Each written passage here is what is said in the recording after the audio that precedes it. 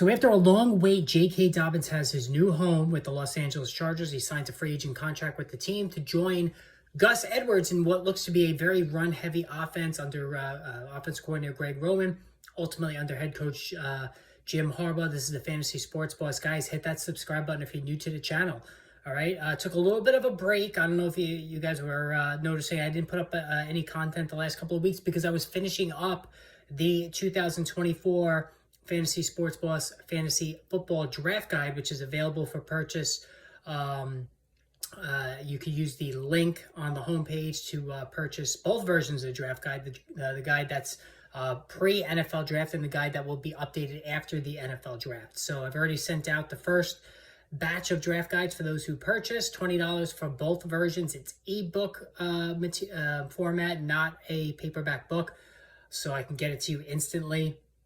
And again, just use the PayPal link on the homepage. Now, as far as Dobbins is concerned, this is intriguing to me because obviously Dobbins, only 24 games played in 3 NFL seasons. The injuries have just been ridiculous, whether it was torn ACL, torn Achilles, and we've seen how devastating of an injury a torn Achilles can be. Dobbins has had no injury luck.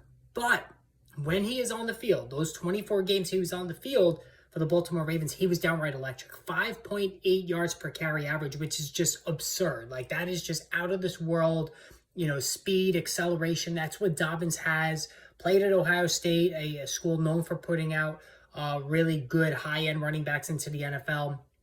And so really on a per-touch basis, J.K. Dobbins has been tremendous. And he goes to a really advantageous spot with the Chargers, who have made no secret under Harbaugh and with this hiring of Greg Roman that they're going to run it some more. They've already signed Gus Edwards, and Edwards, to me, looked like a really interesting fantasy football value play at running back, like a dead zone guy. And we all know how profitable dead zone running backs were last year. Now, this move does...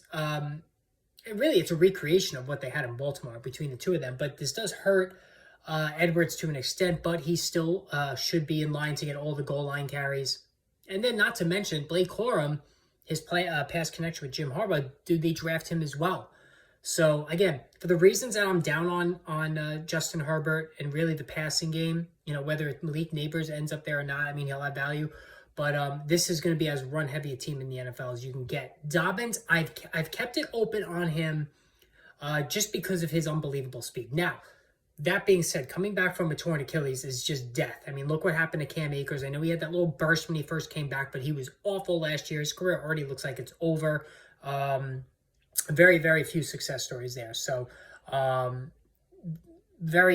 am more than moderately concerned about that, but it's not going to cost you anything to get a hold of Dobbins in drafts this year. Like, it's really going to be a late round lottery ticket because Gus Edwards is going to be drafted first, you know, especially if they draft a running back. If it's Blake Corum, you know, who knows?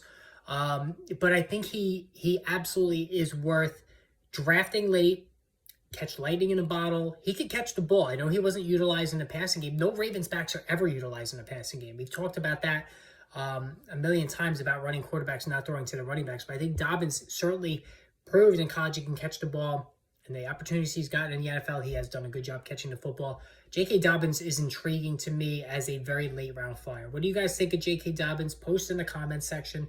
More videos on the way. Back in action. Stay tuned.